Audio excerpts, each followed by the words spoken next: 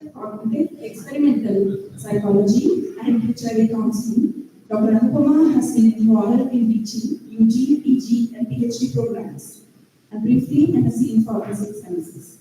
Currently, she serves as the chairperson of the two boards, Board of Studies in Psychology and Rehabilitation Psychology, and as a coordinator, RUSA 2.0.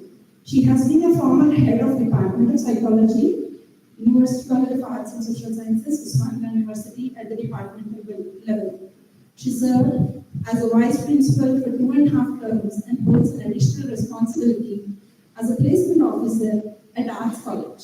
Among other responsibilities, she handled include capacity building officer and zonal program manager for 5 years in an international project on HIV/AIDS sanction funded by Global Fund and Usmania University.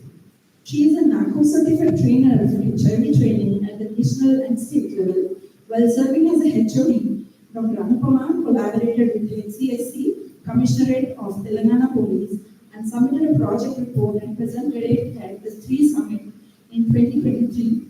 She was the principal investigator for a collaborative research project with the Department of Linguistics and co-founder for another research project in collaboration with the Department of Journalism and Mass Communication under ACSS USA 2.0. She was a field investigator for a UGC Manda research project during 2002, and in addition to assisting in several research studies undertaken at the Department of Psychology, she actively assisted in several prestigious projects sponsored by PSRB, ISRO, and GFADL. She is also a certified career counseling mentor. Ma'am has been an editor for 2 courses in 2024 and is co-editing further courses and co-authored 5 resource materials. She has published 24 research papers and presented 9 research papers in national and international conferences.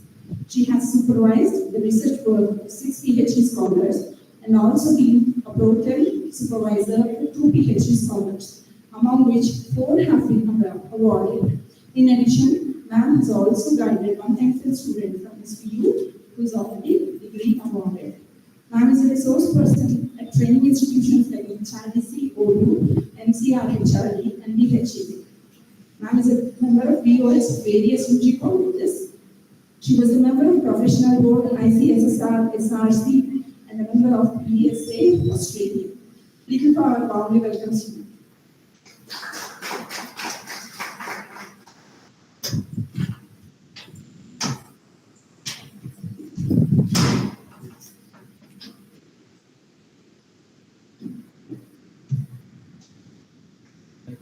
Thank you, Lavanya ma'am, and thank you, Sweta madam, for introducing me. And first of all, I'd like to express my gratitude to Jayati madam, to the principal of this degree college. We have a long association since they have started the psychology program in this college. So very good afternoon to all the teachers and the colleagues. So I'm more different from all of you. I'm just standing here today to share my experiences and learnings and probably a little bit from the field of psychology. So before we proceed, I just wanted to check with all of you, how was your previous trainings sessions were? Like, did you enjoy all of them? Did you have something to learn from these sessions?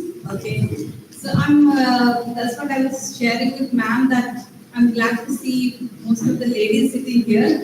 Today also being Varalakshmi Vratam, very important day, but this also shows your dedication, commitment to your academics. Yes, this is where it begins, right? How do we balance everything, personal stuff and the college and family, everything. So, well, the topic that I chose is to talk about balancing. However, you have to help me and lead me through this discussion. So, my colleague Lavanya ma'am has shared about my profile.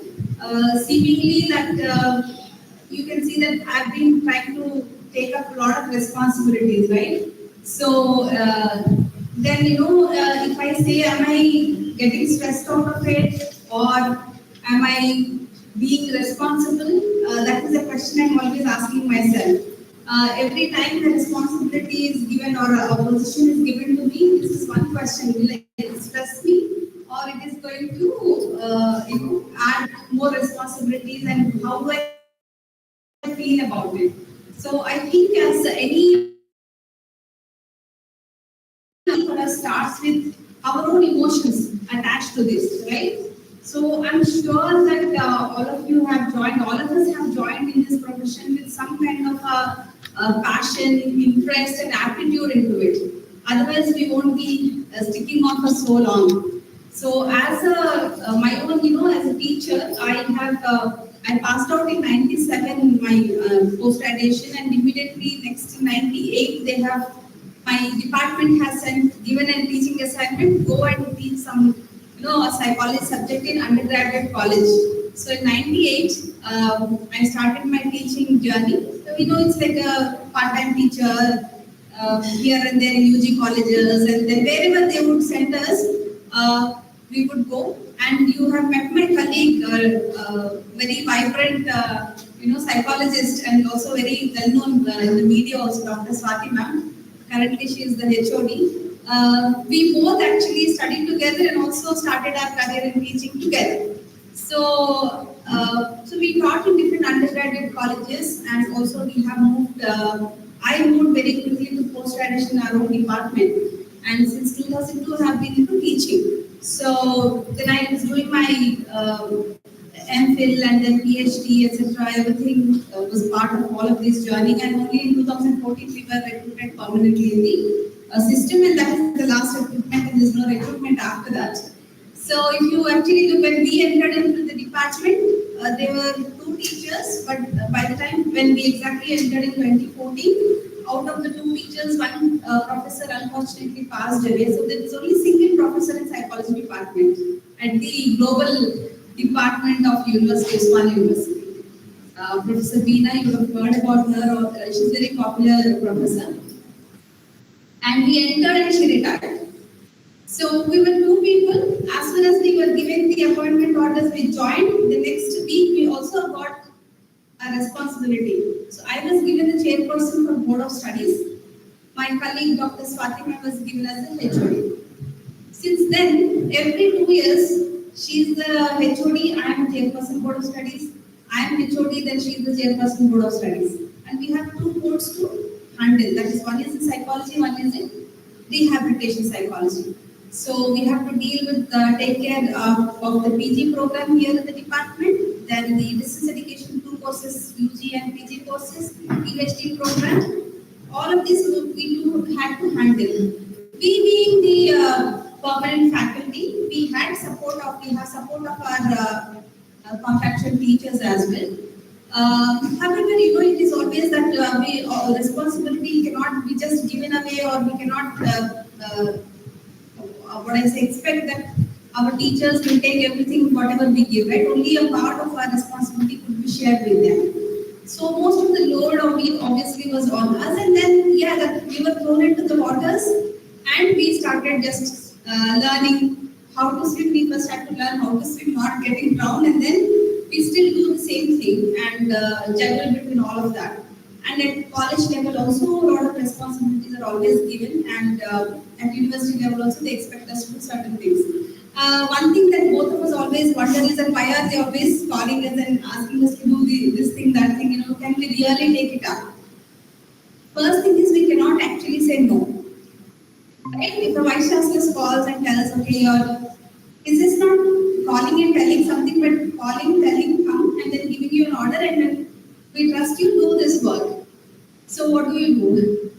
So the first thing we always discuss is that, okay, now we are given this responsibility, how do we manage and adjust our own, work in the department and outside the department effectively, so that our, students don't suffer and our work at the department do not suffer.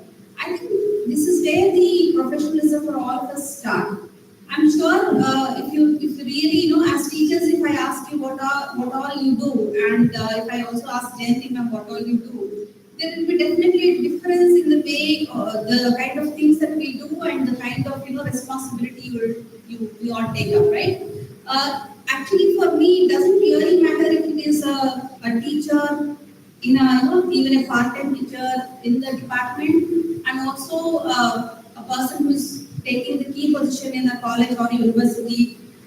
There is not much of difference in terms of responsibility, but in terms of tasks, right?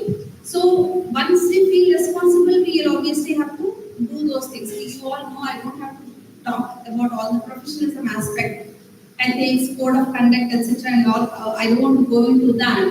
But then what I thought I would like to discuss with you is in the context of current generation students. Am I okay? Like, is my face fine with all of you? Fine. If you're getting bored, you please just tell us. I'll probably change the topic. So, the current generation of students, right? All of us are facing, and I think there's not much of a difference from the set of students that you have in your classroom and the students we have in the classroom.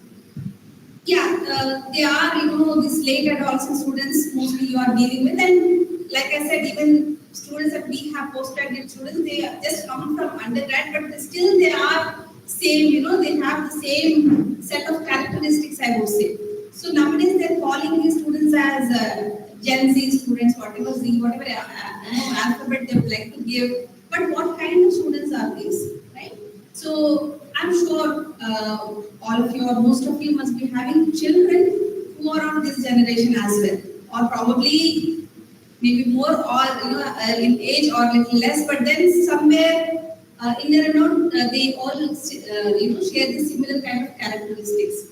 So if I have to compare what kind of students I have faced when I started my teaching career, there is a completely stark difference between those generations and this generation. And does anything change? Is the question that we ask as teachers. Okay, they are from a different generation. They come with certain set of I would say expressions, attitudes, or orientation that they bring into the classroom. But anything changed? Has anything changed in terms of the teacher, what we have to disseminate in the classroom? So if we have to answer that question, most of the time, if you all agree with me, the content doesn't change, right? The core content doesn't change. Only thing is we have upgraded ourselves in terms of methodologies that we are using or different kinds of tools that we have. We cannot actually compare to really advanced countries, developed countries, and say that we have a very nice learning environment or optimum learning environment in our classrooms or colleges, because yes, we are always in trying to meet the best or get some best practices that work well for our own subjects or disciplines, right? So if you have to teach something, for example, if you take a science student, science teaching, you all have practicals, and as a science teacher, whatever you have learned as a student, whatever you're teaching, there's not much of a difference. Only thing is that little more variation in terms of expressing or disseminating would have added to that right now. So there is not much of a big challenge from the teaching perspective, I assume. Am I right? Is the teaching subject that you're teaching really tough for you, or you really have to upgrade all the time? Few things we upgrade, right? But core concepts, like I say, will not change. Am I right? The way we have to, or what kind of things can we add, applications or implications of this concept, that's what we are going to just keep on adding, right? So, for example, in psychology, we have studied one of the textbook famous that when we were students were Atkinson, but now we have psychology book by Barron, Cicerelli, and also. Can I say that both these are completely different textbooks? No, the same concepts are presented differently in these textbooks, current textbooks that we refer to. So, then there is not much of a issue from the teacher's side, right? In the teaching scenario. So, what is a concern that we have to keep in mind, or what is that we have to constantly be vigilant about in a classroom? That is the students. So, the characteristics of the information or the knowledge that we want to give to them is not an issue, but how their they're perceiving, how they're receiving is a big issue. So we have to understand them so that we design, modulate all the content in such a way that we present to them and ensure that they understand and they follow whatever we are trying to say in the classrooms. So here is the big challenge that all of us have been going through. So one big, I would say, a changeover that happened in the past few years is the pandemic that all of us had gone through. So just around that time only we were trying to slowly change the direction of our teaching methodologies, pedagogies and all that. And pandemic happened and then that urgently pushed us to adapt to these technologies, right? Otherwise, we are all very happy with conventional classroom kind of teaching, right?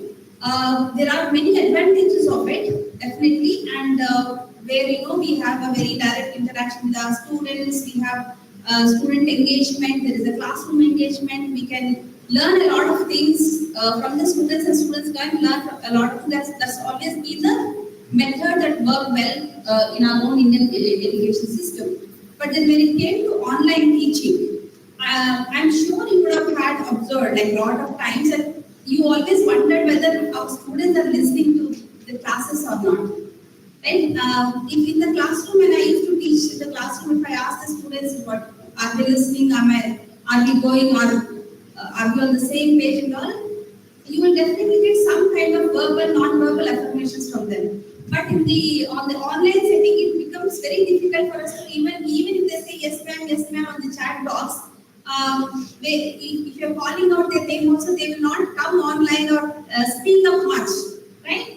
So what is the disadvantage here that we have been facing is that we do not actually know whether whatever we want to tell is being received by the student.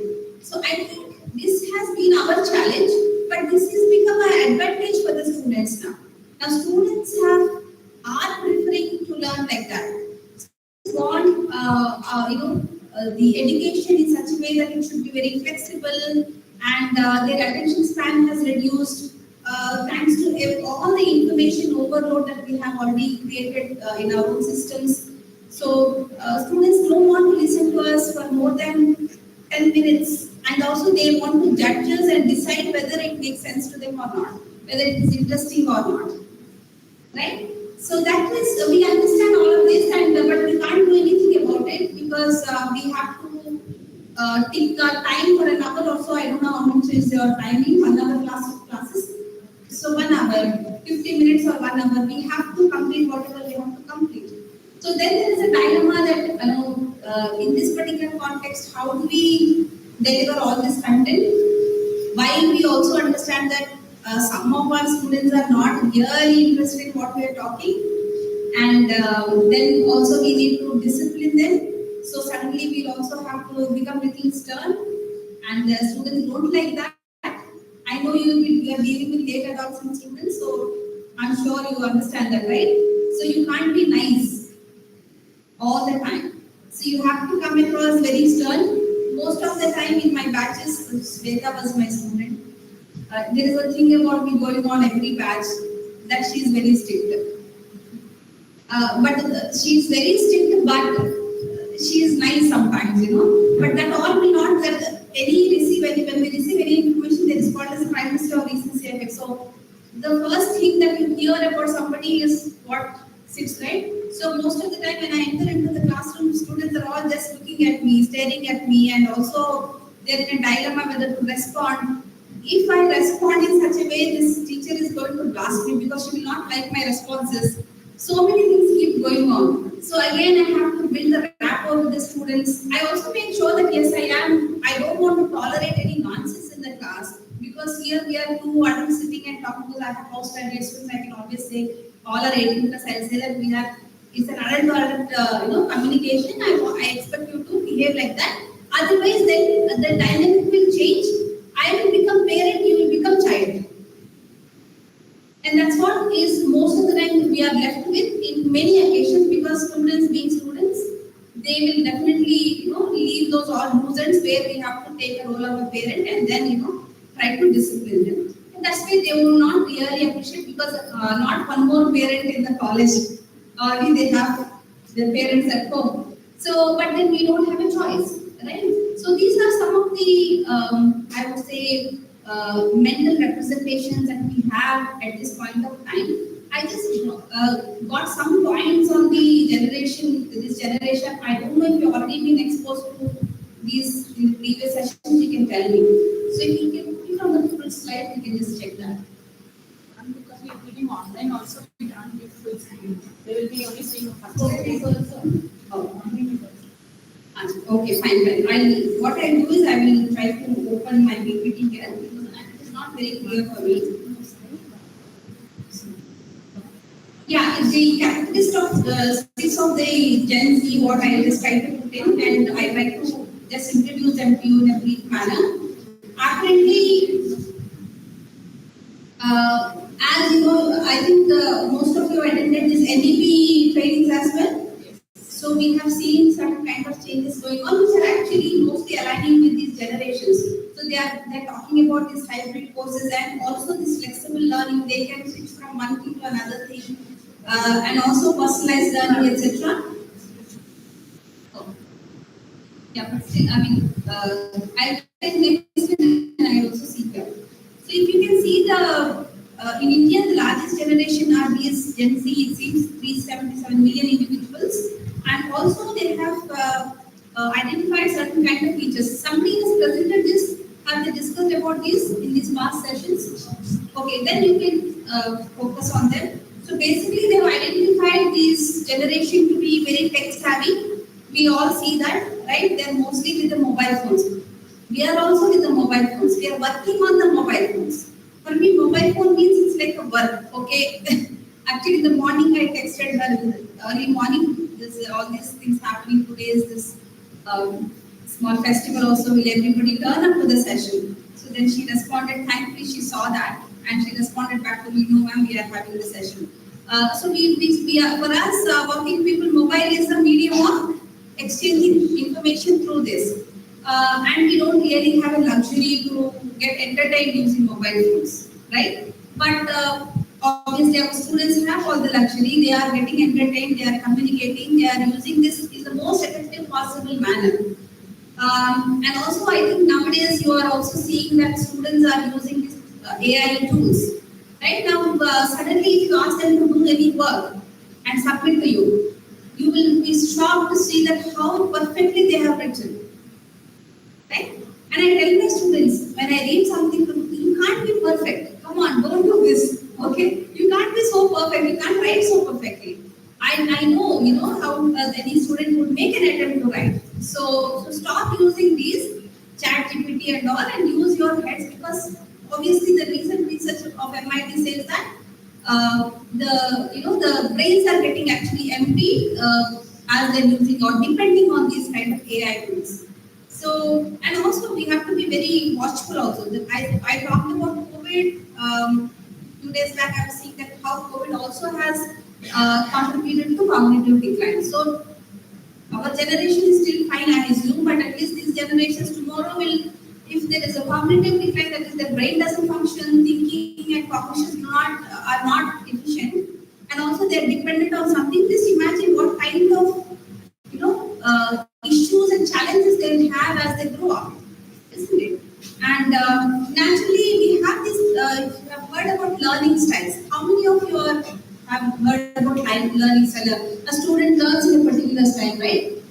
So there is like auditory learners, visual learners, and tactile learners. So by doing and touching things, mostly are practicals and all involves tactile learning. But otherwise, it is, and what we do in the classroom as a teacher is auditory learning, and the visual learning is if you are presenting other visual aids. Apparently, these students, this generation likes to are more attracted to visual communications or visual aids. So that's why now almost it's like you are replaceable, because they have so many online tutors or podcasts, etc., who are also giving the same kind of content that we are trying to give in the classroom.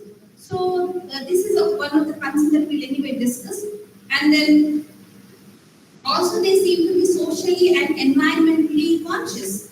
So these are basically certain characteristics as you see, but like, we don't know how many really are being socially and environmentally conscious. So coming to the, can we go to the next slide, please?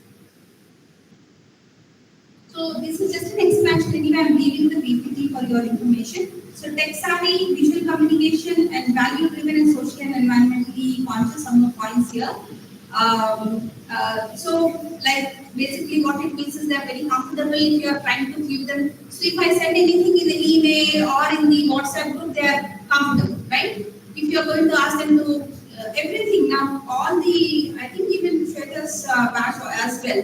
If you ask them to do a project, everything comes on the phone. We have to just open phone and see. So there's nothing coming handwritten to your desk. There's nothing coming in printed form to our desk. So even the final project report also we have to wait when will it come to the desk, the first printed copy. Everything is happening online. Right? Are we comfortable as teachers? We are not yet, adapting or adjusting to that kind of a pace, but that's what our students like. So what am I doing? I'm most of the time because my vision gets blurred if I'm looking at the screen for more than a few minutes. So every time I have to have a laptop, take it out. Just now I got an email saying that I have sent a draft project to you, ma'am. Okay, so I have to go back and then open it and see, and then I have to keep writing all my comments in that particular soft copy itself. So then I send back and then I make text that okay, I have edited it, I have made some comment, check it. So am I comfortable doing that? Yes, I am comfortable doing that, but not all teachers will be comfortable doing that. It actually adds more to your work. But is it really so? Otherwise, also conventionally, all the notebooks, records, everything we put in front of us and keep writing, changing everything. So I don't think so. The load, our teaching load or the load of all of this have come down. But only thing is the medium has changed. That's what I feel. But the thing is that they are appreciating that more. If the students are appreciating that more, then the only question that we have to answer is the goal that we have to look for is whether this transaction is being effective or not. So at the end of the day, if it is effective, if my student is able to learn something from me, and if my student is able to deliver what I'm expecting out of the student for that particular academic activity, then I'm fine with that. I should be fine with that at the end of the day, right? Are you all getting bored?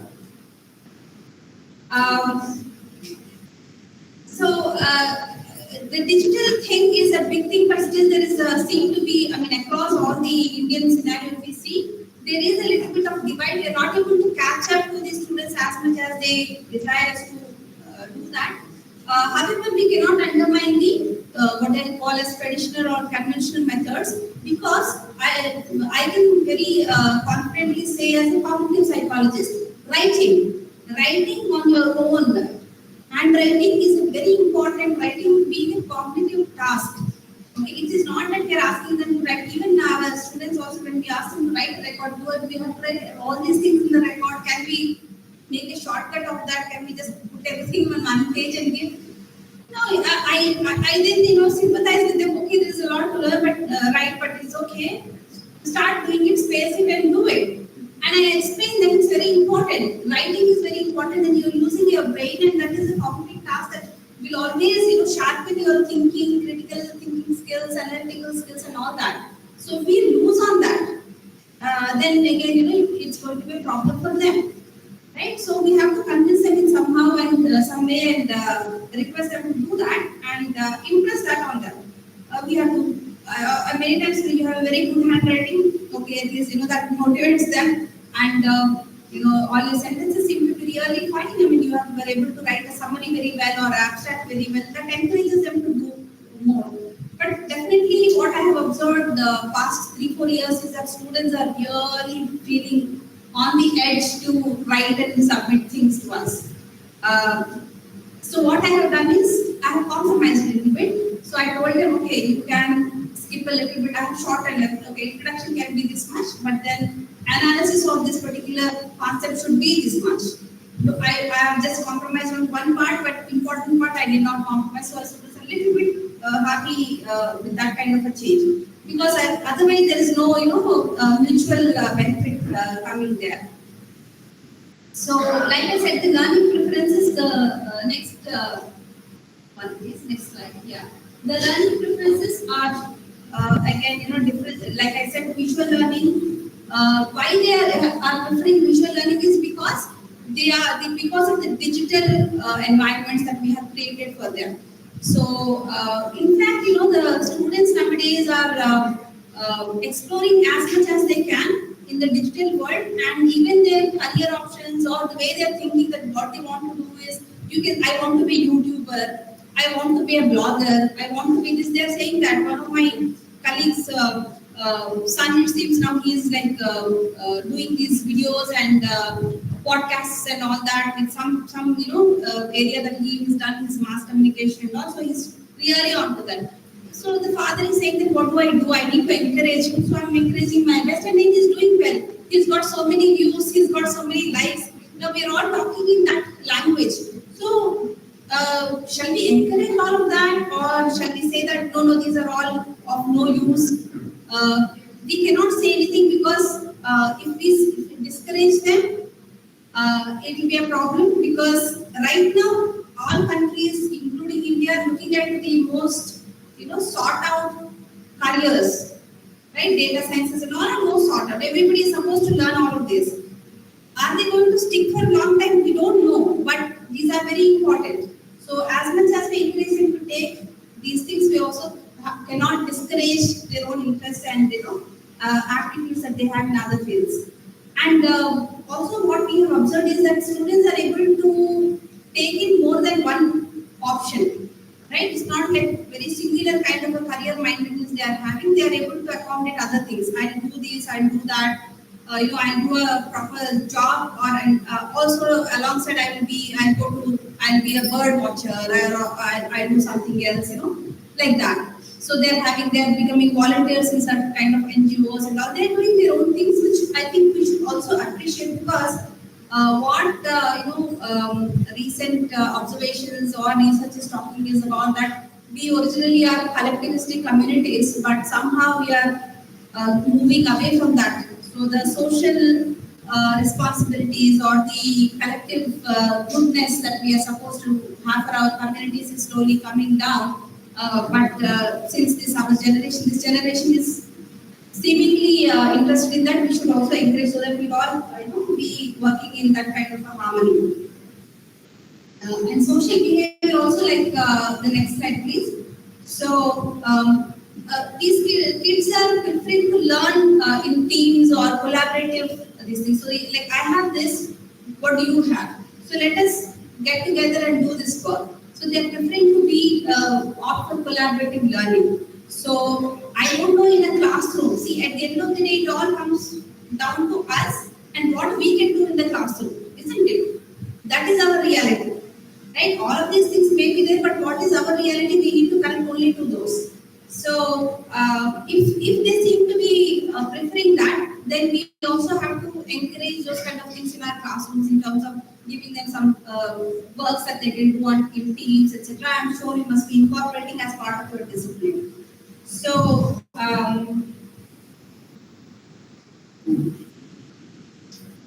yeah, next slide, challenges and opportunities. This is about the economic impact. We don't have to talk about it. This particular slide. So since they are focusing or they are showing interest for the digital platforms or digital environments, are we equipped, or can we equip ourselves even infrastructurally to those students? It is not possible, right? So, but we can definitely offer certain kind of things, depending on again, it all comes under the management or what they can give to the classrooms and the students.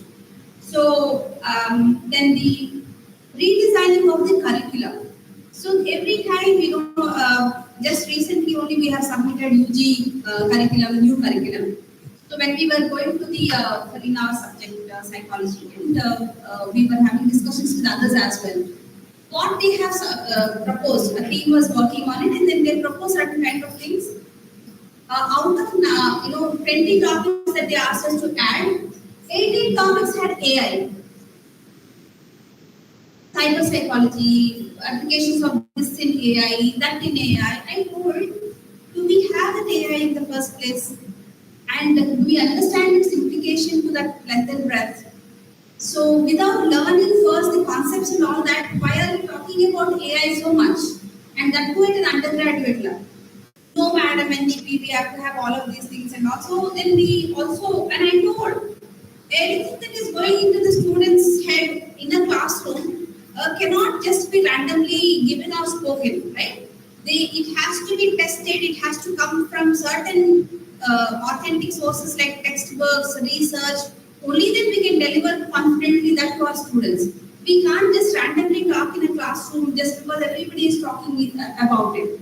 So then we had to sit and it took almost a week to get all the resources, textbooks that talked about it. These using digital tools or how digitization helps in psychological concepts, etc. And also the second challenge that we have seen is Indian knowledge systems.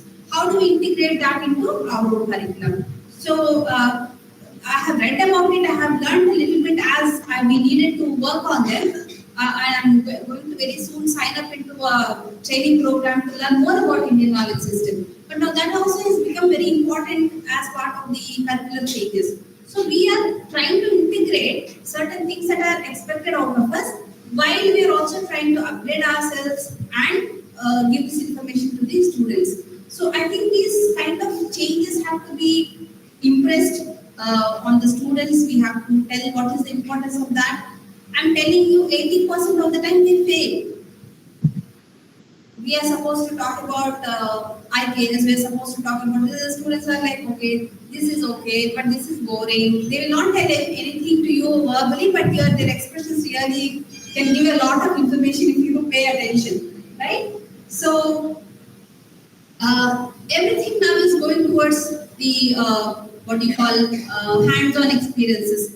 The current generation tells like DIYs, do it yourself. Everything should be like that. So they're kind of converting all our content into that. So in fact, if we really understand, there is a lot of value in that, because always experiential learning, helps us to learn a lot of things, and that is what is stimulating their brains in terms of applying and see its implications in the future. Many times, children or students do not connect why are we studying this and how is it going to be helpful to us. I just quickly tell a small experience that I had. I was working actually for my PhD. As part of that, I just worked for a few days as a school psychologist in one of the schools.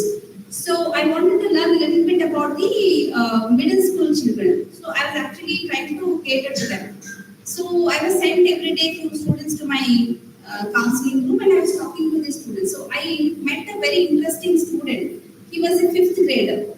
So he came to me. The major issue the teacher actually sent to me on the slip that this fellow is not, interested in learning Sanskrit. So now that is, what will I do with that? What do I do with that? So I didn't know how to even talk to the child, but we were talking other things. First thing is the child has to open up to you, right? And it is not, in fact, ethical to talk to children not in the without the presence of their caregivers.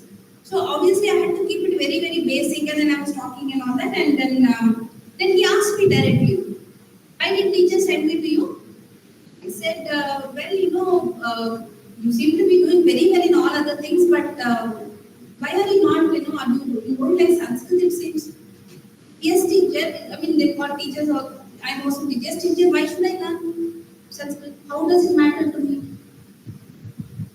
"It doesn't matter to me."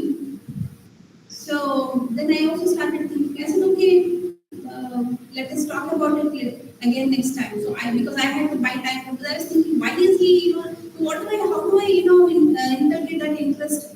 Then I was also, okay, why is he studying Sanskrit in the first place? So I also started questioning myself.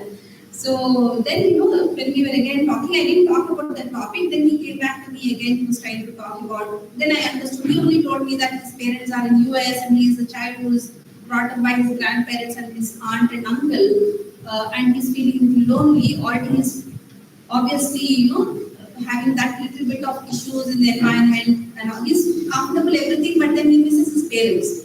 So they thought that he's going to have a very good education here, and that it is disappointing that while he's having this, he's now asked to, his stress is added because the Sanskrit subject. That's the only problem he has. So then I was talking to him, I asked what is his background, and he said they're all doctors. All the family are all in like very well-to-do doctors and everything. I asked him what do you want to do. So he said, I'm also thinking to be a doctor. Then finally, in all the conversations, I'm just making it short. We had a lot of long conversations. He slowly opened up and spoke to me a lot of things, but in some middle of the conversation, we just both of us hit upon something. I said, if you want to be a doctor, do you know the oldest text that is written in this, health, or about basically health is in Sanskrit only. And he looked at me, he said, are you telling me the truth? I said, I assume so. I think it is right. I said, maybe if you learn a little bit of Sanskrit, tomorrow you will be the only doctor who can read all of this old, knowledge, and you will be the doctor who knows about the old techniques and all that. Then he said, I think what you said is interesting, I'll think about it. So after then I took a break, and when I went back again, I just checked on that child with the teacher. She said, I don't know, whatever it is, he is showing little interest in something, and for that kid, he's so intelligent that he just doesn't have to make a lot of effort. He just needs to have that interest. So little bit he's doing well. So I didn't meet him again, but the relevance I'm trying to bring in here. So many times students, when they don't find it relevant, and the student community now is more assertive and very confident about what they want to do, what they don't want to do. And whether they're right or wrong, they stick to that, right? Especially in this age group, our students and all that. It takes a lot of effort, it takes a lot of things to change sometimes those mental sets.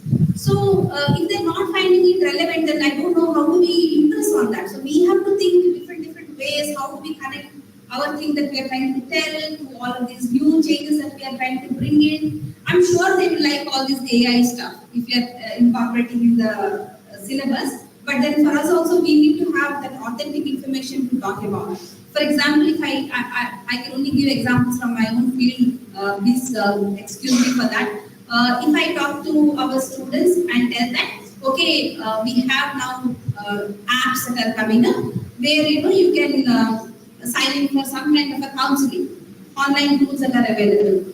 First of all, I'm not supposed to tell them because I don't know the authenticity of it, but they are coming. So if I tell that, now the students will get very interested. Now I also want to design some app like that. Actually, some of the students came some time back and told that we want to design an app where mental health services can be offered and all.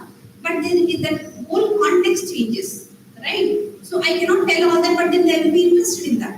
Now when they are interested in that, then I need to be very, very confident and sure of what kind of things that I'm going to talk to them, that it still comes under the purview of ethical, professional services that we want to offer. I cannot tell to my student that you can just randomly open any app or design any app and start giving services, connecting to some people that and talk to people who sign in for them, because they don't know the implications of it.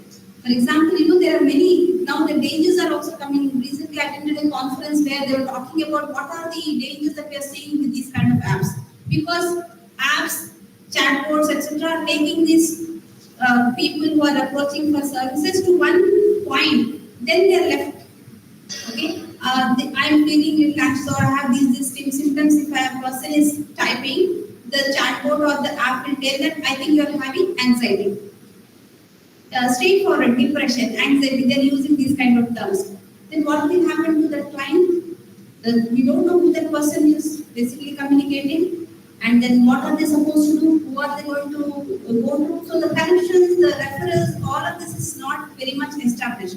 And sometimes there are, I would say, quacks that are hanging around who are offering these things. And ethically, morally, it is not correct that we leave these people who are having issues to these kind of, people who would misdirect them. We cannot simply play with the mental health of the needy people, right? so that they will not understand. But the generation will be very much interested in that. So now we are also trying to grapple with the situation. How do we still talk about them that in the most authentic and professional manner that they can understand. So these kind of changes will also put us in a spot where we also have to constantly think within our own ethical and moral considerations that we have. I think I don't want to go further more into that. I have put in some points here that you can see. In fact, what we have observed is that this generation is adapting very quickly than the teachers. Students are really moving too fast. Sometimes when you see the students when they are in the classrooms, when they are interacting, they know a little more than you actually. Okay, because there is a heuristic that operates what I would like to share. Students, everything is on the phone, right? You are talking about something, they just click and then they see, and then there are certain things, if they're smart, they pick up those words and they know what you are talking about. But they actually don't know the essence of it. That's why you are there to tell them. But that is not needed for them. They think that they understood. So they don't need you anymore. So they will snap out in the classroom, or they may think that, okay, I already know what this teacher is trying to tell me, that it doesn't matter that I have to really focus or concentrate. So we are seeing these kind of situations in the classroom some days because of these technological upgradations or the information that has been easily accessible. So then we also have to understand that, and we have to bring in all the time something which is really more valuable in the classroom. We might not always succeed, but sometimes we can definitely make that kind of I would say efforts. Next slide. So this talks about how they are making these solely with the health decisions I got. So with health decisions, they are linked to the positive emotions. So basically, they are the emotional aspects are really playing a role in students' well-being nowadays, which is always the case most of the time. And the mental health is supposed to be also looked into. Any disturbances? Okay, let me just ask you. In your classrooms, do you find students kind of looking very kind of, I would say, sleepy, lost, not paying attention? Generally not paying attention because they're not interested. I'm not talking about that. I'm asking you, are you able to see some of the students who are really kind of feeling very dozed off, low in energy, and sapped out? Did you see the increase in their numbers in the past few years? What we have observed, I don't know how much you agree with me, but a lot of children, students are not sleeping on time. They're sitting with their mobile phones. They're always watching something or the other on the mobile phones. In fact, all of these things are accessible now. What are these OT platforms and all that? And they're binge watching so many things. So on that, there is no obviously screen that we have. So they're binge watching too many things. And they are actually sapped out in their energy. So in the classroom, they are actually tired. They're not able to pay attention to what we're trying to say. And all those things, I don't know how to put it, but then as a cognitive psychologist, I'm very, very sure that the more information which is all assorted, if you're loading into your head, in an age and time that we don't understand what all it means, can really alter the neural mechanisms in the brain. And these children or the youngsters cannot really understand, and there will be a lot of blurring that can happen, and they can really get lost. So this kind of information overload, unless if you interact, and it can also create a lot of fears, apprehensions, or certain kind of assertions in their own mind. I hope you understood what I mean. You don't know what is going on at all. You will never know what is going on in their head after they have watched something, they read something, or exposed to something. But what I'm trying to tell is that there is a fear, there is an anxiety. My own niece on the other day texted me saying that I think I have OCD. Auntie, can you talk to me? I spoke to her. Now, what do I listen? Well, if they are already, so they're diagnosing their own problem and telling us. Okay, if they are telling us, it's a good thing. At least they're telling about themselves. But they will are telling you, no, you are having OCD. Then there's a problem. Right? Nowadays, you seem to be depressed, you're having that problem, this problem. There's a lot of, this information is easily there. People are talking so loosely. Depression, OCD. You cannot talk about these kind of things so loosely at all. I'm telling you, if you really go to an authentic psychologist, if you really have certain symptoms of depression, the psychologist takes a lot of time to tell that to you. But on the digital app, immediately in a few seconds, it will tell you that you are suffering from depression. So there is a big problem, right?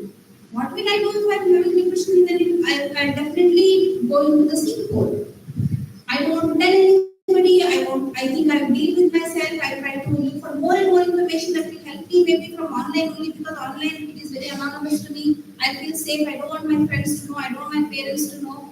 So, in fact, the current generation, I would say at least 50% of them are targeted to these kind of things, are subjected to these kind of experiences that are actually, disturbing them quite a bit. So their attention, the role that they are supposed to play as a student is diminishing because of all of these factors. So I think as a teacher, we are supposed to know. Suddenly somebody, if a student tells me that, I listen to these songs. I'm listening to Billie Eilish a lot of time and I'm feeling very low. Now, who is Billie Eilish? As a teacher, we don't know. Actually, who to do. So, I was able to relate because my nieces are sometimes they tell, okay, what is that this song? That's Billie Eilish or this or that somebody and all. Okay, so then I went back and looked into her songs. All the songs, most of the songs she is singing are all very, very pathetic. It's all very depressing, sad things, breakups and this and that. And these kids are listening to that. So what kind of impact? It's like our old generation where we were listening to Kishore Kumar sad songs. But at least we were definitely sinking into the sadness. We were not into this thing, but these kids are getting affected by that. And they are their role models. They're dressing like them, they're talking like them, they're thinking like them. So we are now all this K-pop has become a big thing. I didn't even know a few years back what is K-pop. Somebody K-pop, what is K-pop? What is it a new name for a popcorn? I didn't know what it is. So again, I had to go back to see what is K-pop and why is it. They're watching serials and Korean serials also. They're really completely, our Indians have a big fan following for them. We feel stupid if we see something like that. But then it is true. We cannot. It is almost like how we were fans of something when we were young. That's the same thing. It doesn't change that. So I think basically kind of aligning with our generation is something which I think we have to understand. What are the dangers that basically throwing is what we would like to learn. Next slide. Mental health and suicide. So these are the challenges. So social media and mental health, academic pressure and mental health, substance abuse. I want to talk about, okay, academic pressure is like, we are only more pressurized than them, most of them as teachers. But yeah, some students who are really, into academics would probably find it very pressurizing. Substance abuse is something which is really a big thing in our state. Okay. I don't know that I should share this or not, but what I've heard is that I don't know exactly the numbers, but the kind of drugs and substances that are getting inside our state and our cities are like, it's like 100,000 tons of lorries falling on in our state. That much of material is being come. So there's a huge network, there's a huge racket going on, and we can't do anything about it. The danger it is, the red signal or red flag is, every other second student is a potential target to acquire this. Every other student. Okay? Which means it's technically all our young generation can have access to the drugs. All kinds of drugs. So we have to deal with that issue as well. And you can actually, in any other occasions, if you have time, or you can also look up. You can also find certain kind of symptoms or certain kind of things that you can notice in a student who is into this drug abuse. Okay, so certain signs we can see. Okay, if they're always very gloomy, not having eye contact, and then very drowsy and all that, you can really possibly inquire that there is something that is going on. So. Then stigma around mental health, like I said, these digital apps are adding more to the not exactly stigma, but also the not basically making them not to reach out to the right professional person to seek help. And anyway, COVID we have seen, and the next slide. So what kind of opportunities can we see? That is, we have to see for. See, this is again a big holistic approaches. Okay, I got this information from somewhere source. So what do I understand by holistic approach? What are we supposed to do as teachers? Right? So basically, trying to every college, every education institution is supposed to have number of psychologists or counselors in proportion to the students they should have, and also for the teachers also. Right? So we don't have that. So then only we can talk about the approaches. We don't have those kind of luxuries yet. But I think somewhere we should aim for that. And social media is a tool for support. The same thing, like I was giving you some examples. Me being kind of little more acquainted with the way I would want to connect or communicate back to my students using the same media would probably have my connection going on with my student, right? And increased awareness and advocacy, and this, I think the sensitization programs, awareness on mental health, physical health, academics together, everything is going to, and advocacy is something that I think as teachers we can step in. That is when some students are having a problem, you have to stand by them. Not basically, if I have to basically ask you or bring in a problem, if there is I think what is the minimum age you have in your classroom? 18, right?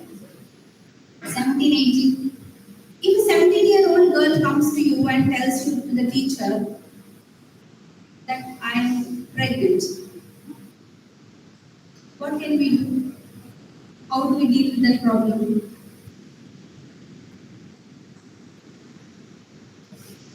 Recent study or the report that says that in the school and education itself, I don't remember, I'm not able to recall, but there are almost 400 plus girls who got married while even before they completed the high school, and they're pregnant also in our own southern area.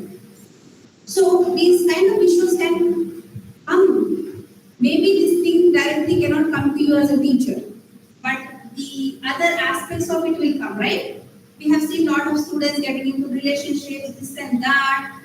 And one more big flag is that, especially, I won't say always the girls, but it's always the girls' numbers that are always higher in this. A lot of abuse is going on in the families. Lot of abuse in terms of verbal abuse, domestic violence, sexual abuse is going on with the students. Do we really have time to get into their lives of every student and know all of this? It is not possible. But there can be certain kind of indicators that we can look into and should know. That's why we should have these linkages where if something like this comes on, who do I how do I handle this as a teacher, and how do I see that this child or a student of mine is going safely into some other hand where something can be taken care, right? But generally we don't have as a system or as teachers also that kind of prerogative to look into all of these in detail and do advocacy for them, right? But these are again real-time issues that we have to take into consideration. And always directing them to look into right kind of information, and not get into the wrong fake or misinformation devices or tools, etc.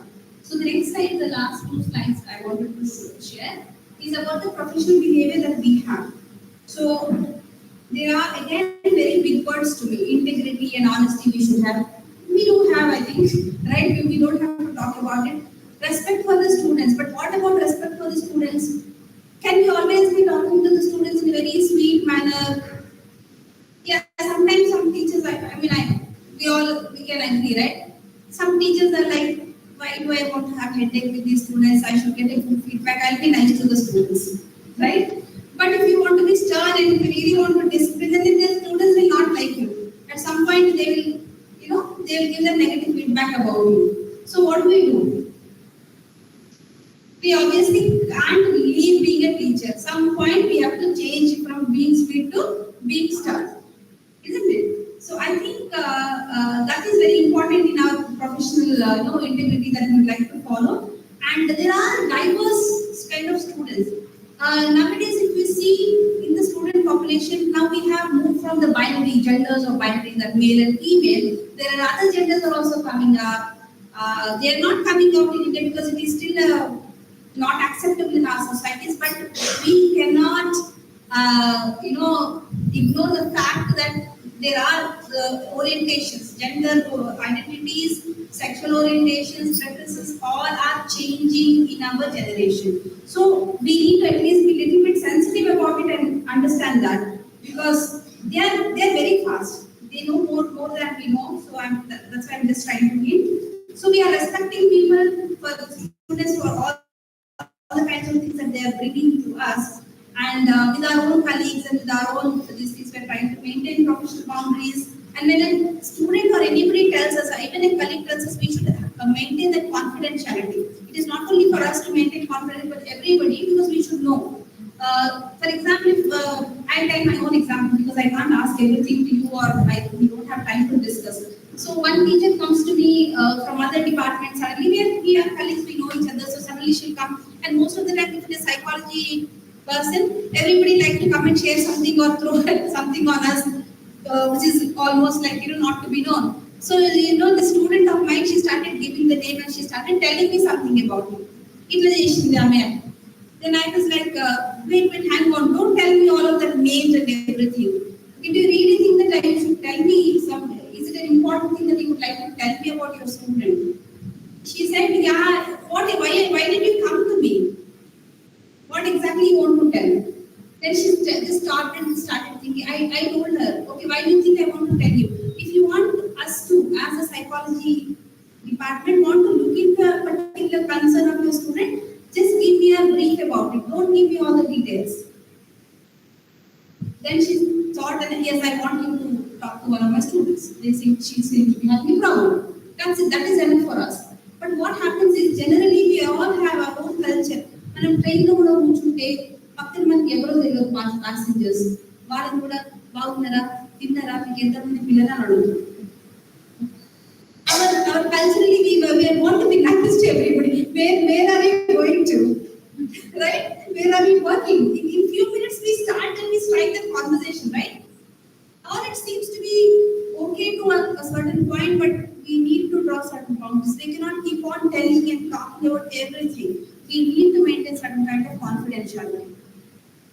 If in a classroom, we observe some issue with one student, now if I go and tell to all my other colleagues about it, okay, in a way that it is giving a different, so every other teacher will go and look at that student very weirdly, right? This is not correct, actually. A lot of students come and talk to me, a lot of students go and talk to the same students also go and talk to my own colleague. But I will not tell my colleague what the student came and told me ever.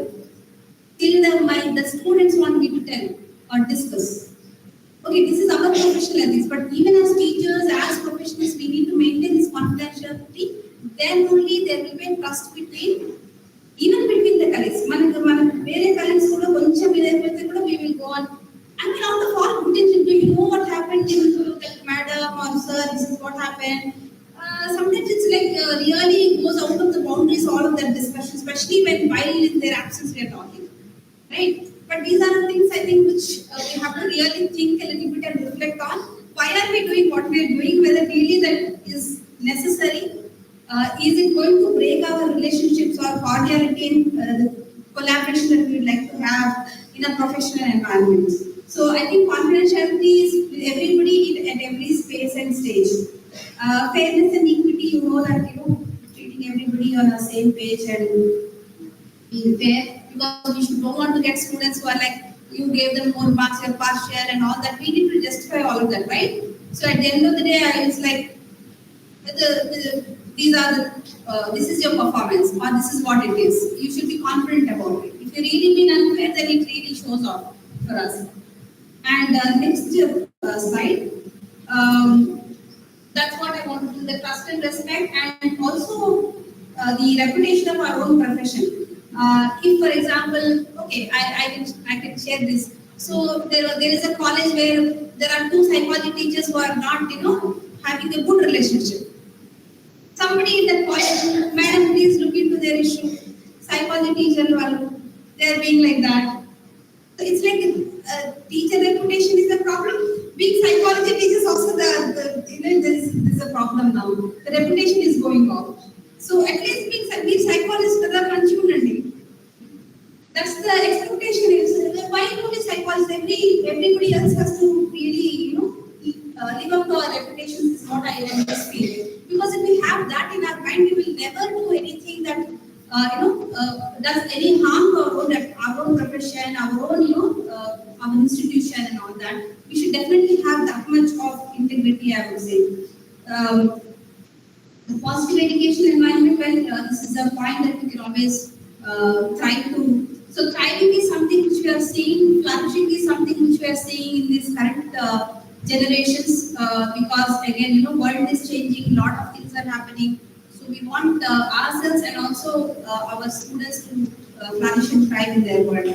So the last slide is like, okay, how do we balance? Next slide. So what and why and how do we balance all of this, right, in our own classroom within the kind of time and context that we are in. So I would say that we can always try a little bit, see that certain I would say parameters that our reputation is really not going haywire. Like, okay, one batch thinks very good or some others think like this. Let us keep the reputation going on as a teachers, as a teaching community, and that this community gives the most critical and significant knowledge that they. Otherwise, what happens? The kind of dangers we are getting into is that we will become redundant. No matter everybody tells you will not become redundant, but we might become redundant. At the pace that things are changing around us, right? So I think then we don't have a job to do, and we may not be motivated. We will not have that kind of a thing to carry on. So these kind of parameters you look into, and also understand your own students. What kind of things that they are coming with. There may be students sitting in your class where there is a discordant parents in the family. Mother, father, they're not living together. This boy is, going through a lot of things. I had a student who was diabetic. I didn't know till a semester that guy has a problem. And many times you come late and all, and I'm like, you will miss this, you should catch up on this, like that. So then, at one point of time, I was like, what's going on? So he came back and then he was finally told, I am diabetic. I have a certain type of diabetes where I have to take this thing. So I feel very, very low in energy. I cannot travel and come. And I lost my mother when I was very young. So I have to cook in the morning and do the dishes and come to college when I'm every day. I trust whenever the people tell a problem, very rarely I would say, 0.5% of the students will actually make a story like that. Right? So we can't say that we don't trust you, go and bring your medical record. I don't want to tell all of that. Because many times if they're genuine, they actually bring it and show you. This is what it is, if they trust you. Right? So I think we need to understand what kind of students we are dealing with sometimes, a little bit now and then, just not everybody, but at least if something is like a dark patch that you can see in a classroom, just kind of be a little more empathetic and look into that. So, and even at our own profession, whatever responsibilities we get, I know, many times there are two things. I hope Jayanti ma'am will not mind if I say that. Many times, lot of work, or I would say a teacher is expected to do certain things on two parameters. One thing is that teacher has no choice, so you keep on giving them more and more work, or the teacher is very efficient, right? So you can do that, please do this, do that, and all we keep telling that. I think in a managerial, this is all because again, a lack of all of the required number of people that we would like to have. And at the same time also, our role as a teacher or an educator also has increased. So many times what I am also seeing in the younger generation is they fail to understand what is it to be a teacher. In a class of lecture, this is that what is the teacher to be like? No, that is only 1%. There's so much of academic work and the things that we have to do in an education institution. If we don't have an idea about it, then we will feel pressurized, we will feel stressed. But at the same time, what we can do, what we can bring in is, again, the boundary is up to us to decide, and So, but at the end of the day, all of us have to contribute. Now we have so many performance indicators, NAC, this and also all of us are constantly trying to meet up to these indicators, right? So we cannot go away from that. Otherwise, then we shouldn't be working where we are working. So I think we have to understand and do our best in most possible way, and also balance in terms of taking care of your own physical health. So if I tell you that if a teacher tells me, we all talk a lot, isn't it? I'm not getting time to do anything. Even sometimes a lot of female teachers tell me, we don't even have time to eat. So while you're doing everything in the house, I heard one teacher like, I have to pack everything, pack my kids to school or college and come. We all face this, right? But then if it please take some time for yourself. If I give that advice, it will be very silly, because there is no time, only they're rushing like that, isn't it? So taking care of our health. If I tell you every day go for a walk for half an hour, no, it doesn't work like that. So that's why we need to kind of work one-on-one with some customized kind of a thing. But at the end of the day, all of us have to recognize the need to take care of our own physical and mental well-being. If we don't do that, its impact will really go a long time, and we are not like our parents. We are not as strong as they are grandparents. We will have the issues. Nowadays, a lot of things are physical, issues are being seen.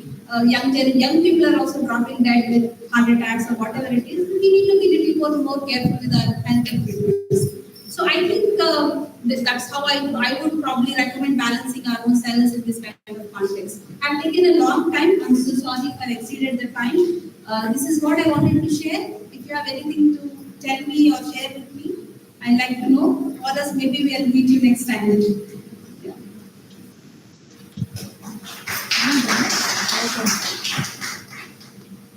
One question here. You said that writing is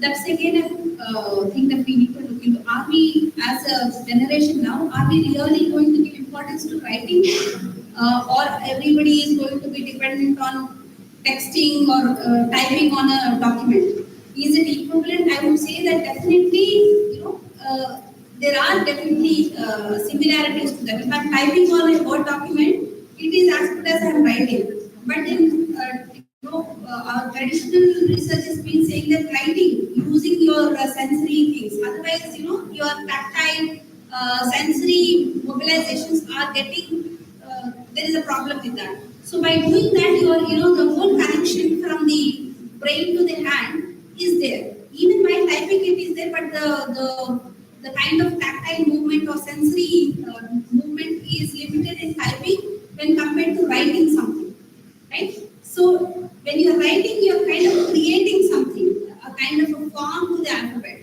All of us write in different ways, right?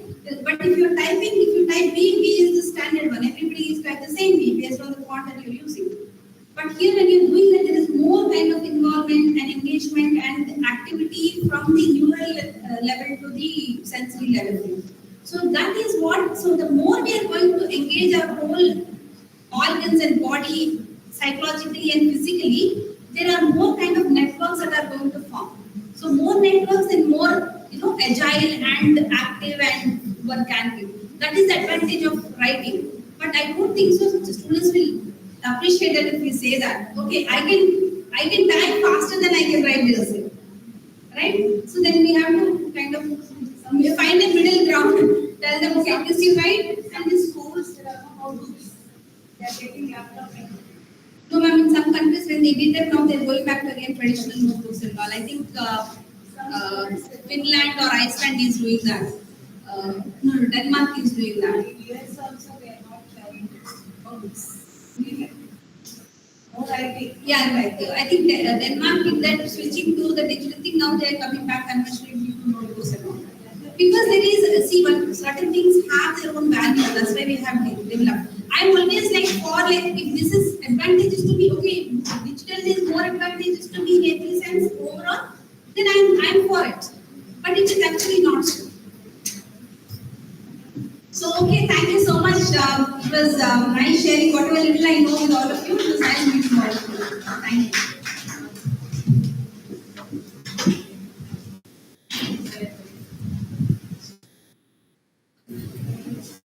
Thank you, ma'am, for such an insightful and inspiring talk. Now I request our principal, Ms. Jayanti Reddy, ma'am, to felicitate the speaker.